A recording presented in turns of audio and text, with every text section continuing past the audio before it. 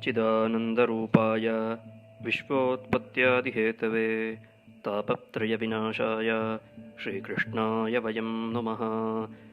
करकमलनिदर्शितात्ममुद्रः परिकलितोन्नतबर्हिबर्हचूडः इतरकरगृहीतवेत्रतोत्रः मम हृदि सन्निधिमातनोतु शौरिः।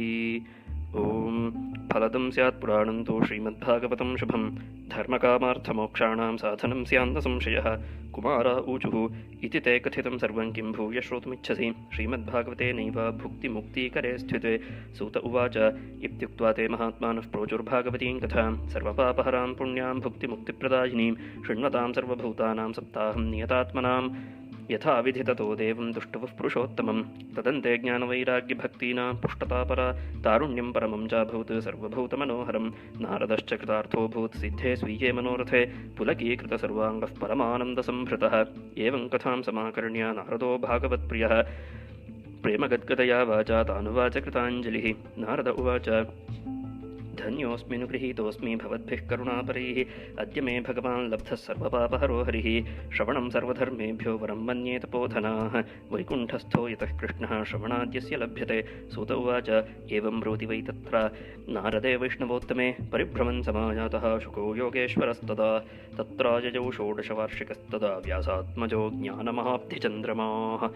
कथावसाने निजलाभपूर्णः प्रेम्णा पठन् भागवतं शनैः शनैः दृष्ट्वा सदस्याः परमोरुतेजसं सद्यः समुत्थाय ददुर्महासनं प्रीत्या सुरर्षिस्तमपूजयत्सुखं स्थितो वदत्सं शृणुतामलं गिरं।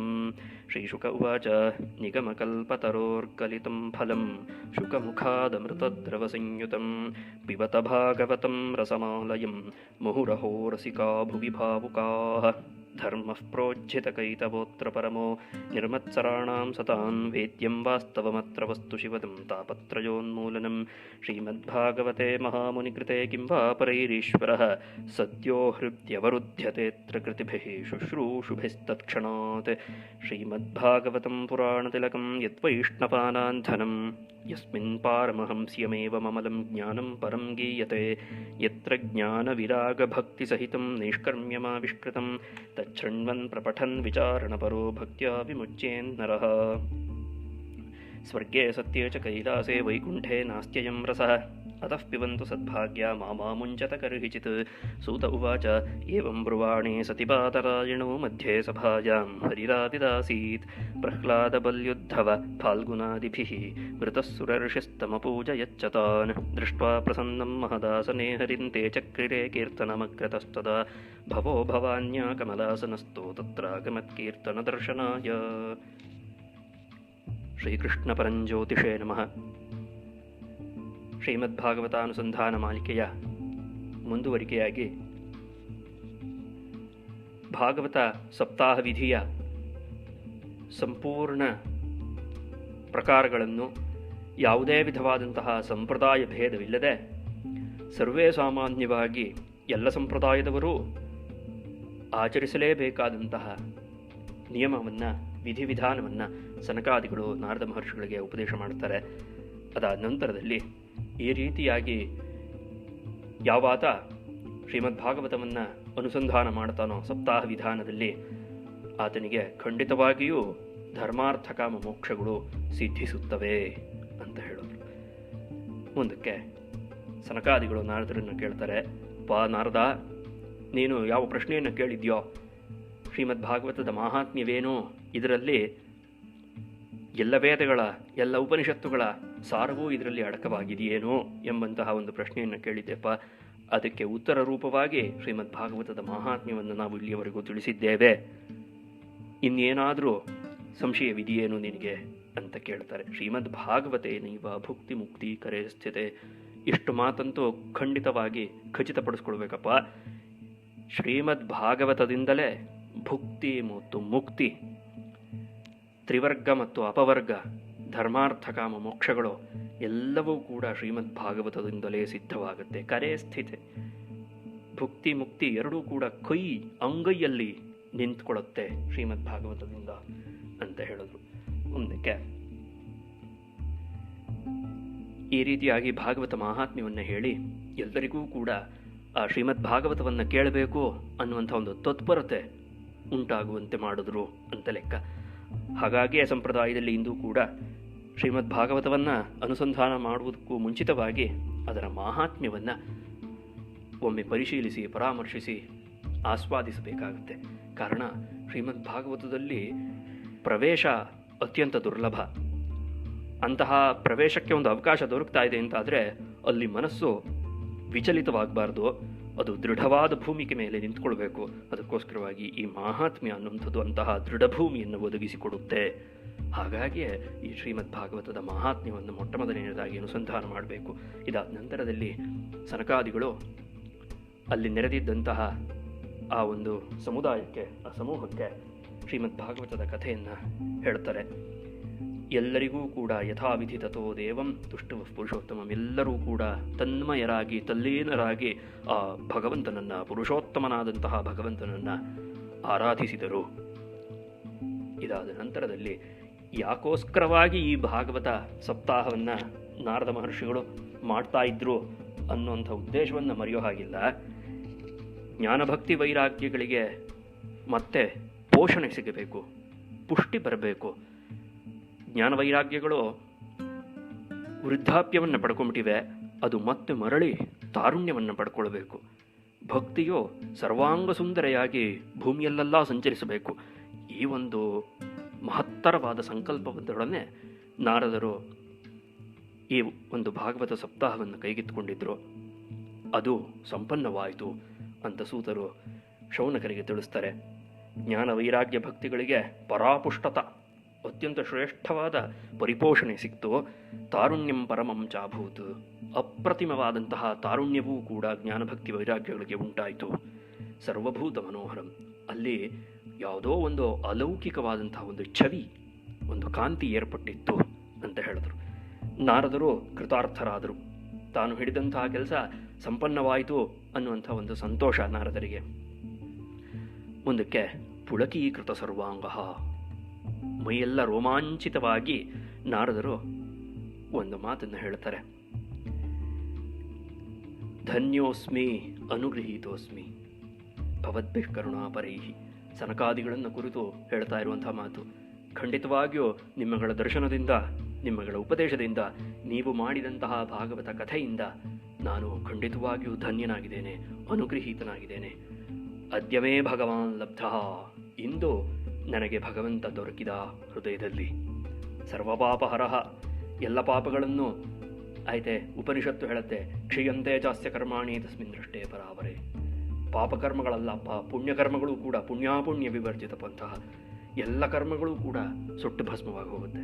ಜ್ಞಾನಾಗ್ನಿ ಸರ್ವಕರ್ಮಾಣಿ ಭಸ್ಮಸಾತ್ ಗುರುತೆ ಅರ್ಜುನ ಅಂತ ಗೀತೆಯಲ್ಲಿ ಕೃಷ್ಣನು ಹೇಳುವಂತೆ ಎಲ್ಲ ಕರ್ಮಗಳು ಕೂಡ ಸುಟ್ಟು ಭಸ್ಮವಾಗುವುದು. ಸರ್ವಪಾಪಹರ, ಎಲ್ಲ ಪಾಪವನ್ನೂ ಅಪಹರಿಸುವಂತಹ ಆ ಭಗವಂತನು ಅದ್ಯ ಮೇ ಹೃದಿ ಲಬ್ಧ, ನನ್ನ ಹೃದಯಾಂತರಂಗದಲ್ಲಿ ನನಗೆ ಇಂದು ದೊರಕಿದ ಈ ಭಾಗವತವನ್ನು ಅನುಸಂಧಾನ ಮಾಡಿದ ನಂತರದಲ್ಲಿ ಅಂತ. ಈ ಶ್ರವಣ ಅನ್ನೋಂಥದ್ದು ಏನಿದೆಯೋ, ಭಾಗವತ ಕಥೆಯನ್ನು ಕೇಳುವುದು ಅನ್ನೋದೇನಿದೆಯೋ, ಅದು ಎಲ್ಲ ಧರ್ಮಾಚರಣೆಗಳಿಗಿಂತಲೋ, ಎಲ್ಲ ಆಚಾರಗಳಿಗಿಂತಲೋ, ಎಲ್ಲ ಸಂಪ್ರದಾಯಗಳಿಗಿಂತಲೋ ಅತ್ಯಂತ ಶ್ರೇಷ್ಠತಮವಾದಂತಹದ್ದು ಎಂಬುದಾಗಿ ನಾನು ತಿಳಿದಿದ್ದೇನೆ ಅಂತ ನಾರದರ ಒಂದು ಮೊಹರು ಇದಕ್ಕೆ ಬಿದ್ದಿದೆ. ಕೇಳೋದಷ್ಟೇ ಅಲ್ವೇ, 108 ಮಾತುಗಳನ್ನು ಪ್ರತಿನಿತ್ಯವೂ ಕೇಳ್ತೀವಿ, ಭಾಗವತವನ್ನೂ ಕೇಳೋದ್ರಾಯಿತು ಅಲ್ಲ.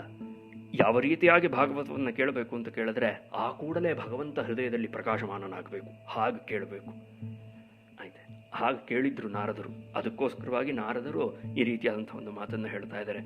ವೈಕುಂಠಸ್ಥ ಕೃಷ್ಣ, ವೈಕುಂಠದಲ್ಲಿ ವಾಸಿಸುವಂತಹ ಯಾವ ಭಗವಂತನಿದಾನೋ ಆ ಭಗವಂತ ಆ ವೈಕುಂಠ ಧಾಮವನ್ನು ಬಿಟ್ಟು ಇಲ್ಲೇ ನನ್ನ ಹೃದಯದಲ್ಲೇ ಗೋಚರನಾಗ್ತಾನೆ, ಅಥವಾ ನನ್ನ ಹೃದಯವೇ ವೈಕುಂಠ ಧಾಮವಾಗುತ್ತೆ ಅನ್ನುವಂಥ ಅಭಿಪ್ರಾಯ.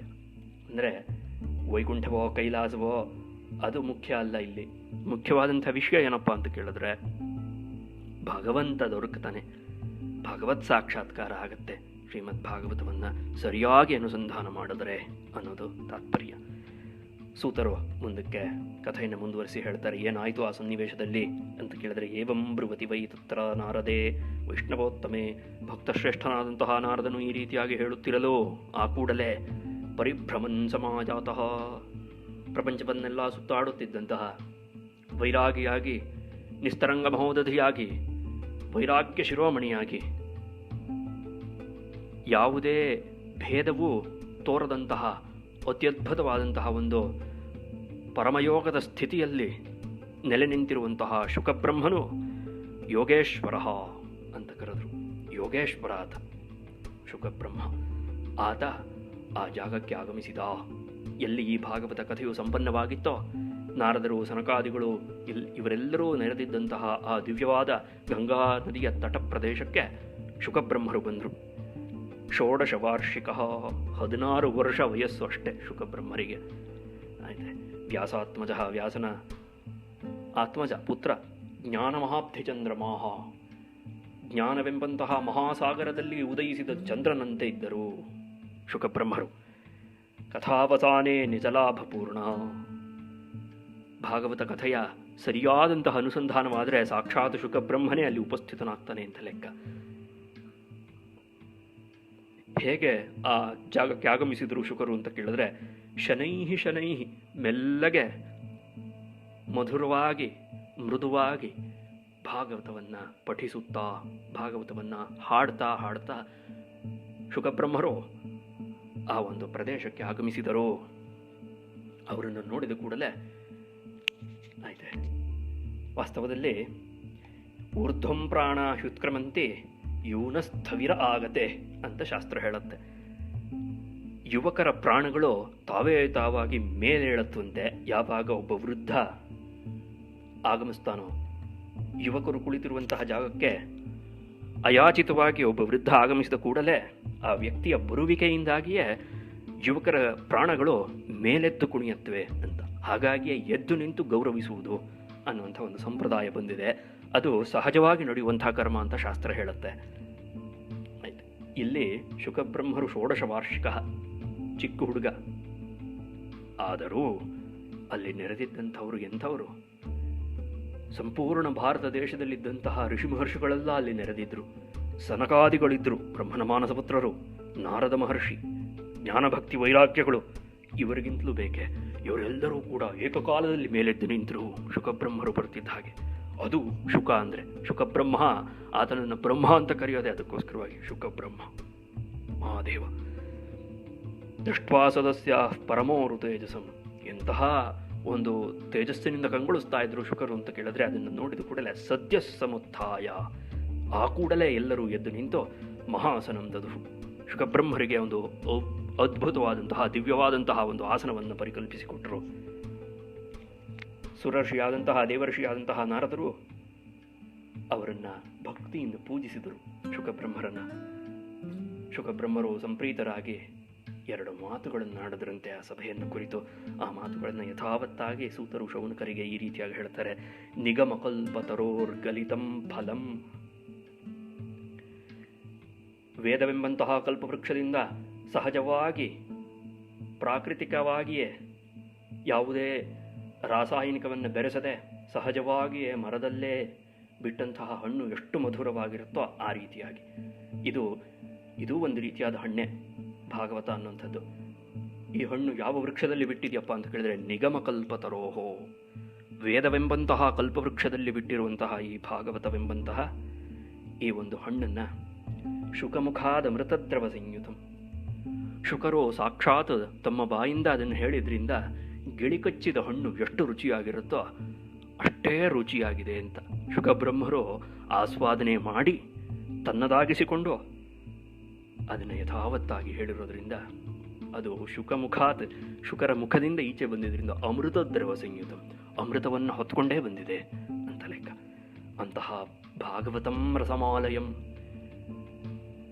ರಸಭೂಯಿಷ್ಠವಾದಂತಹ ಈ ಭಾಗವತವನ್ನು ಪಿಬತ, ಆಸ್ವಾದನೆ ಮಾಡಿ, ಕರ್ಣೈಹಿ ಪಿಬತ, ಕಿವಿಯಿಂದ ಕೇಳಿ ಆಸ್ವಾದನೆ ಮಾಡಿ, ಚಕ್ಷುರ್ಭ್ಯಾಂ ಪಿಬತ, ಕಣ್ಣುಗಳಿಂದ ನೋಡಿ ಆಸ್ವಾದನೆ ಮಾಡಿ, ಸ್ಪರ್ಶೇನ ಪಿಬತ, ಶ್ರೀಮದ್ ಭಾಗವತವನ್ನು ಸ್ಪರ್ಶ ಮಾಡಿ ಆಸ್ವಾದನೆ ಮಾಡಿ, ಶ್ರೀಮದ್ ಭಾಗವತದ ಪೂಜೆಯಲ್ಲಿ ಬಳಸಿರುವಂತಹ ತುಳಸಿ ದಳ ಏನಿದೆಯೋ ಅದನ್ನು ಆಘ್ರಾಣಿಸಿ ಆಸ್ವಾದನೆ ಮಾಡಿ, ಜಿಹ್ವೆ ಕೀರ್ತೆಯ ಕೇಶವಂ ಎಂಬುದಾಗಿ ಏನು ಹೇಳ್ತಾರೆ ಭಕ್ತೋತ್ತಮರು ಆ ರೀತಿಯಾಗಿ ಎಲ್ಲ ಭಾವಗಳಿಂದಲೂ ಕೂಡ ಸರ್ವಾತ್ಮನ ಈ ಭಾಗವತವನ್ನು ಆಸ್ವಾದನೆ ಮಾಡಿ ಅಂತ ಸಾಕ್ಷಾತ್ ಶುಕಬ್ರಹ್ಮರೇ ಹೇಳಿರುವಂತಹ ಮಾತು.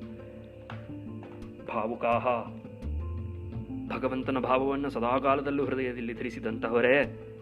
ರಸಿಕಾಹ, ರಸಲಂಪಟರು, ಕೇವಲ ರಸಾಸ್ವಾದನೆಯಲ್ಲಿ ಮಾತ್ರ ತಲ್ಲೀನರಾಗುವಂತಹವರು. ಅಂತಹವರನ್ನು ಕುರಿತು ಶುಕಬ್ರಹ್ಮರ ಮಾತು, ಪಿಬತ, ಈ ಭಾಗವತವನ್ನು ಆಸ್ವಾದನೆ ಮಾಡಿಪ್ಪ.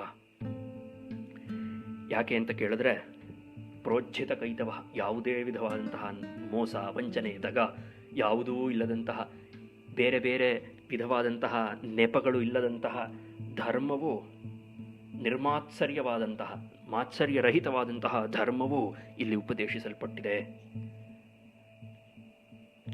ಸತಾಂ ಧರ್ಮ ಆಯ್ತೆ, ಸಜ್ಜನರ ಧರ್ಮ.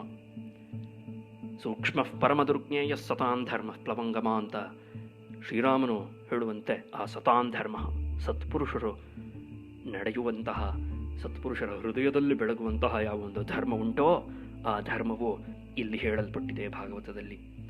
ಅದು ಅದೇ ವಸ್ತು, ಭಾಗವತದ ವಸ್ತು ಏನು, ಕಥಾವಸ್ತು ಏನು ಅಂತ ಕೇಳಿದ್ರೆ ಧರ್ಮ ಅಷ್ಟೆ. ಧರ್ಮ ವಸ್ತು, ಅತ್ರ ಧರ್ಮ ವಸ್ತು ಆಯ್ತೆ. ಆಮೇಲೆ ತಾಪತ್ರಯೋನ್ಮೂಲನಂ, ಆಧಿಭೌತಿಕ ಅಧಿದೈವಿಕ ಆಧ್ಯಾತ್ಮಿಕಗಳೆಂಬಂತಹ ತಾಪತ್ರಯಗಳೇನುಂಟೋ ಆ ತಾಪತ್ರಯಗಳನ್ನು ನಿವಾರಣೆ ಮಾಡಬಲ್ಲಂತಹದ್ದು. ಶ್ರೀಮದ್ ಭಾಗವತೆ ಮಹಾಮುನಿ ಕೃತೆ, ಮಹಾಮುನಿಯಾದಂತಹ ವ್ಯಾಸರಿಂದ ರಚಿತವಾದಂತಹ ಈ ಒಂದು ಭಾಗವತವೇನುಂಟೋ ಅದರಲ್ಲಿ ಕಿಂವಾಪರೇರೀಶ್ವರ, ಬೇರೆ ಎಲ್ಲ ಸಾಧನಗಳಿದ್ರೇನು ಬಿಟ್ರೇನು, ಸದ್ಯೋ ಹೃದಯವರುಧ್ಯತೆತ್ರ ಹರಿಹಿ, ಭಗವಂತ ಭಾಗವತವನ್ನು ಅನುಸಂಧಾನ ಮಾಡ್ತಾ ಮಾಡ್ತಾ ಹೋಗ್ತು ಅಂತಾದರೆ ಭಗವಂತನೇ ನಮ್ಮ ಹೃದಯದಲ್ಲಿ ಬಂಧಿತನಾಗಿ ಹೋಗ್ಬಿಡ್ತಾನೆ ಅಂತ ಲೆಕ್ಕ. ಅಂದರೆ ಭಗವಂತ ಬಂದು ಸ್ಥಿರವಾಗಿ ನಮ್ಮ ಹೃದಯದಲ್ಲಿ ನೆಲೆಸ್ತಾನೆ ಭಾಗವತವನ್ನು ಅನುಸಂಧಾನ ಮಾಡ್ತಾ ಇದ್ರೆ ಅಂತ. ತತ್ಕ್ಷಣಾತ್ ಶುಶ್ರೂಷುಭಿ, ಸರಿಯಾಗಿ ಅದನ್ನು ಕೇಳ್ತಾ ಹೋಯ್ತು ಅಂತಾದರೆ ಭಗವಂತ ನಿಲ್ತಾನೆ ಹೃದಯದಲ್ಲಿ ಅಂತ ಹೇಳಿದ್ರು. ಇದನ್ನು ಪುರಾಣ ತಿಲಕಂ ಅಂತ ಕರೆದ್ರು. ಅತ್ಯಂತ ಶ್ರೇಷ್ಠವಾದ ಪುರಾಣ ಇದು. ಇಲ್ಲಿ ಪರಮಹಂಸ ಯೋಗ ಏನಿದೆಯೋ ಅದನ್ನು ಇಲ್ಲಿ ಹೇಳಲ್ಪಟ್ಟಿದೆ. ಅಮಲವಾದಂತಹ, ನಿರ್ಮಲವಾದಂತಹ ಜ್ಞಾನವು ಇಲ್ಲಿ ಪ್ರತಿಪಾದಿಸಲ್ಪಟ್ಟಿದೆ. ಜ್ಞಾನ ವೈರಾಗ್ಯ ಭಕ್ತಿಗಳ ಒಂದು ಸಮಾವೇಶ ಅನ್ನುವಂಥದ್ದು ಭಾಗವತದಲ್ಲಿ ಆಗುತ್ತೆ. ಕೇವಲ ಭಕ್ತಿಯ ಕಥೆ ಅಲ್ಲ, ಕೇವಲ ವೈರಾಗ್ಯದ ಕಥೆ ಅಲ್ಲ, ಕೇವಲ ಜ್ಞಾನದ ಕಥೆ ಅಲ್ಲ. ಭಾಗವತ ಅನ್ನುವಂಥದ್ದು ಜ್ಞಾನ ಭಕ್ತಿ ವೈರಾಗ್ಯಗಳ ಮೇಳೈಸುವಂತಹ ಸ್ಥಳ, ತ್ರಿವೇಣಿ ಸಂಗಮ ಭಾಗವತ. ಅಂತಹ ಒಂದು ಭಾಗವತವನ್ನು ಶೃಣ್ವನ್ ಕೇಳುತ್ತಾ, ಪ್ರಪಠನ್ ಹೇಳುತ್ತಾ, ವಿಚಾರಣ ಪರಹ ಅದನ್ನು ಸದಾ ಕಾಲದಲ್ಲೂ ಅನುಸಂಧಾನ ಮಾಡ್ತಾ, ಭಕ್ತಿಯಿಂದ ಒಂದು ವೇಳೆ ಕೇಳಿದರೋ, ಹೇಳಿದರೋ, ಅನುಸಂಧಾನ ಮಾಡಿದರೋ ಏನಾಗತ್ತಪ್ಪ ಅಂತ ಕೇಳಿದರೆ ವಿಮುಚ್ಯೇತ್, ಮೋಕ್ಷ ಸಿದ್ಧಿ ಆಗತ್ತಪ್ಪ. ಈ ಭವಬಂಧನದಿಂದ ಆತ ಬಿಡುಗಡೆಯನ್ನು ಹೊಂದುತ್ತಾನೆ ಅಂತ ಶುಕಬ್ರಹ್ಮರ ಮಾತು. ಅವರಿಗಿಂತಲೂ ಪ್ರಮಾಣಭೂತರಾದಂತಹ ವ್ಯಕ್ತಿಗಳು ಬೇಕೆ. ನಮ್ಮ ಆಚಾರ್ಯರು ಹೇಳಿದ್ರು, ನಮ್ಮ ಮೇಷ್ಟ್ರು ಹೇಳಿದ್ರು, ನಮ್ಮ ಗುರುಗಳು ಹೇಳಿದ್ರು, ಮತ್ತೊಬ್ರು ಯಾರೋ ಹೇಳಿದ್ರು, ಇನ್ನೊಬ್ರು ಯಾರೋ ಹೇಳಿದ್ರು, ಪುಸ್ತಕದಲ್ಲಿ ಹಂಗೆ ಬರೆದಿದೆ ಅಲ್ಲ. ಪ್ರಮಾಣ ಯಾರು? ಭಾಗವತ ಫಲ ಕೊಟ್ಟೇ ಕೊಡುತ್ತೆ ಅಂತ 100 ಜನ ಹೇಳಬಹುದು, 1000 ಜನ ಹೇಳಬಹುದು, 1,00,000 ಜನ ಹೇಳಬಹುದು. 1,00,000 ಜನ ಹೇಳಿದ್ರು ಅಂತ ಆ ವಾಕ್ಯ ಪ್ರಮಾಣ ಅಲ್ಲ. ಯಾರು ವಾಸ್ತವದಲ್ಲಿ ಅದರ ಆದ್ಯಂತವನ್ನು ಕಂಡಿದ್ದಾರೋ, ಬೀಜವನ್ನೂ ಕಂಡು ವೃಕ್ಷವನ್ನೂ ಕಂಡವನು ಕೃಷ್ಕನಾಗಿ ಆತ ಒಂದು ವೇಳೆ ಇದು ಇಂಥ ವೃಕ್ಷ ಅಂತ ಗುರುತಿಸಿ ಹೇಳಿದ್ರೆ ಆಗ ಅವನ ಮಾತಿಗೆ ಯಾವ ಬೆಲೆ ಬರುತ್ತೋ ಆ ರೀತಿಯಾದಂಥ ಬೆಲೆ ಶುಕಬ್ರಹ್ಮರ ವಾಕ್ಯಕ್ಕೆ ಇದೆ ಅಂತ ಲೆಕ್ಕ. ಅದನ್ನು ಮುಂದೆ ಹೇಳ್ತಾರೆ, ಸ್ವರ್ಗಲೋಕದಲ್ಲಾಗಲಿ, ಸತ್ಯಲೋಕದಲ್ಲಾಗಲಿ, ಕೈಲಾಸದಲ್ಲಾಗಲಿ, ವೈಕುಂಠದಲ್ಲಾಗಲಿ ಈ ರೀತಿಯಾದಂತಹ ರಸ ಸಿಗೋಲ್ಲ. ನಾಸ್ತಿ ಅಯಂ ರಸಃ ಭಾಗವತಾಖ್ಯ ಅಯಂ ರಸಃ, ಭಾಗವತವೆಂಬಂತಹ ಈ ರಸ ಸತ್ಯಲೋಕದಲ್ಲಿಲ್ಲ, ಸ್ವರ್ಗದಲ್ಲಿಲ್ಲ, ಕೈಲಾಸದಲ್ಲಿಲ್ಲ, ವೈಕುಂಠದಲ್ಲಿಲ್ಲ. ಆದ್ರಿಂದಲೆಪ್ಪ ಪಿಬಂತೂ ಸದ್ಭಾಗ್ಯ, ಯಾವುದೋ ಪೂರ್ವಪುಣ್ಯದ ಕಾರಣದಿಂದಾಗಿ ನಿಮಗೆ ಭಾಗವತ ದೊರಕ್ತಾ ಇದೆ, ಸಿಗ್ತಾ ಇದೆ. ಪಿಬಂತೂ, ಆಸ್ವಾದನೆ ಮಾಡಿ. ಮಾಮಾ ಮುಂಚತ ಕರಿಹಿಚಿತ್, ಯಾವ ಕಾರಣಕ್ಕೂ ಇದನ್ನು ಬಿಡಬೇಡಿ ಅಂತ ಒತ್ತಾಯಪೂರ್ವಕವಾಗಿ ಶುಕಬ್ರಹ್ಮರು ಹೇಳ್ತಾರೆ. ಮುಂದೆ ಸೂತ್ರ ಹೇಳ್ತಾರೆ, ಈ ರೀತಿಯಾಗಿ ಬಾದರಾಯಣಿಯಾದಂತಹ ವ್ಯಾಸಪುತ್ರರಾದಂತಹ ಶುಕಬ್ರಹ್ಮರು ಭಾಗವತದ ಮಹಿಮೆಯನ್ನು ಹಾಡುತ್ತಿರಲು ಆ ಕ್ಷಣದಲ್ಲಿ ಸಾಕ್ಷಾತ್ ಭಗವಂತನೇ ಆವಿರ್ಭವಿಸಿದ, ಪ್ರತ್ಯಕ್ಷನಾದ. ಪ್ರಹ್ಲಾದ, ಬಲಿ, ಉದ್ಧವ, ಫಾಲ್ಗುಣ ಇವರುಗಳ ಸಮೇತನಾಗಿ ಭಗವಂತನೇ ಸಾಕ್ಷಾತ್ ಅಲ್ಲಿಗೆ ಆಗಮಿಸಿದ. ದೇವರ್ಷಿಗಳು, ನಾರದರು ಭಗವಂತನನ್ನು ಕೂಡ ಪೂಜಿಸಿದರು. ಆ ಒಂದು ಪ್ರಸನ್ನವಾದಂತಹ ಒಂದು ಮುಖಾರವಿಂದ ಆ ನೆರೆದಿದ್ದಂತಹ ಸಂಪೂರ್ಣ ಸಮೂಹವೂ ಕೂಡ ಏನೋ ಒಂದು ಅಲೌಕಿಕವಾದಂತಹ ಪ್ರಸನ್ನತೆಯನ್ನು ಅನುಭವಿಸ್ತಾ ಇದೆ. ಮೊಟ್ಟ ಮೊದಲನೇದಾಗಿ ಭಾಗವತ ಕಥೆಯ ಮಂಗಳವಾಗಿದೆ, ಅದರ ಮಾಹಾತ್ಮ್ಯವನ್ನು ಕೇಳಿದ್ದಾರೆ. ಎಲ್ಲಕ್ಕಿಂತಲೂ ಮಿಗಿಲಾಗಿ ಯಾರ ಬಾಯಿಂದ ಕಥೆಯನ್ನು ಆಲಿಸಿದ್ದಾರಪ್ಪ ಅಂತ ಕೇಳಿದ್ರೆ ಸನಕಾದಿಗಳಿಂದ ಕಥೆಯನ್ನು ಕೇಳಿದ್ದಾರೆ. ಸಾಲದ್ದಕ್ಕೆ ಸಾಕ್ಷಾತ್ ಶುಕಬ್ರಹ್ಮರೇ ಅಲ್ಲಿ ಉಪಸ್ಥಿತರಿದ್ದಾರೆ. ಯಾವ ಶುಕಬ್ರಹ್ಮರು ಮೊಟ್ಟ ಮೊದಲನೆಯದಾಗಿ ಪರೀಕ್ಷಿತ ಮಹಾರಾಜನಿಗೆ ಇದನ್ನು ಹೇಳಿದ್ರೋ ಆ ಶುಕಬ್ರಹ್ಮರು ಅಲ್ಲಿ ನೆರೆದಿದ್ದಾರೆ. ಇಷ್ಟು ಸಾಲದ್ದು ಅನ್ನೋದಕ್ಕೆ ಭಗವಂತನೇ ಅಲ್ಲಿ ಬಂದಿದ್ದಾನೆ, ಇನ್ನೇನಪ್ಪ ಬೇಕು. ಇದನ್ನು ಕಂಡು ಭವೋ ಭವಾನ್ಯ ಕಮಲಾಸನಸ್ತು, ಭವಾನಿ ಸಮೇತನಾಗಿ ಭಗವಂತ ಮಹಾದೇವನೂ ಕೂಡ ಅಲ್ಲಿ ಆಗಮಿಸ್ತಾನೆ, ಬ್ರಹ್ಮದೇವರು ಕೂಡ ಅಲ್ಲಿಗೆ ಆಗಮಿಸ್ತಾರಂತೆ. ಏನಕ್ಕೆ ಅಂತ ಕೇಳಿದ್ರೆ ಕೀರ್ತನ ದರ್ಶನಾಯ, ಭಗವಂತನನ್ನು ಇವರೆಲ್ಲರೂ ಸ್ತೋತ್ರ ಮಾಡ್ತಾ ಇದ್ದಾರೆ, ಈ ಭಗವತ್ ಸ್ತೋತ್ರವನ್ನು ಕೇಳಬೇಕು, ನೋಡಬೇಕು, ಆನಂದಿಸಬೇಕು, ಮೈ ಮನಸ್ಸುಗಳಲ್ಲಿ ತುಂಬಿಕೊಳ್ಬೇಕು ಅನ್ನುವ ಒಂದು ಮಹದುದ್ದೇಶದಿಂದ ಮಹಾದೇವ ತನ್ನ ಪತ್ನಿಯೊಡನೆ ಅಲ್ಲಿಗೆ ಬಂದಿದ್ದಾನೆ. ಬ್ರಹ್ಮದೇವರು ಕೂಡ ಅಲ್ಲಿಗೆ ಆಗಮಿಸಿದ್ದಾರೆ. ಮುಂದಕ್ಕೆ ಏನಾಯಿತು, ಯಾವ ವಿಧವಾಗಿ ಭಾಗವತದ ಮಹಿಮೆಯನ್ನು ಸದಾಕಾಲದಲ್ಲೂ ಅನುಸಂಧಾನ ಮಾಡಬೇಕು, ಹಾಗೆ ಮಾಡೋದರಿಂದ ಎಂತಹ ಒಂದು ಅದ್ಭುತವಾದಂತಹ ಒಂದು ಯೋಗ ಅನ್ನುವಂಥದ್ದು ಉಂಟಾಗತ್ತೆ ಅನ್ನುವಂಥ ವಿಷಯವನ್ನು ಮುಂದಿನ ಕಥಾಭಾಗದಲ್ಲಿ ಅನುಸಂಧಾನ ಮಾಡೋಣ. ಧನ್ಯವಾದಗಳು. ಶ್ರೀಕೃಷ್ಣಾರ್ಪಣಮಸ್ತು.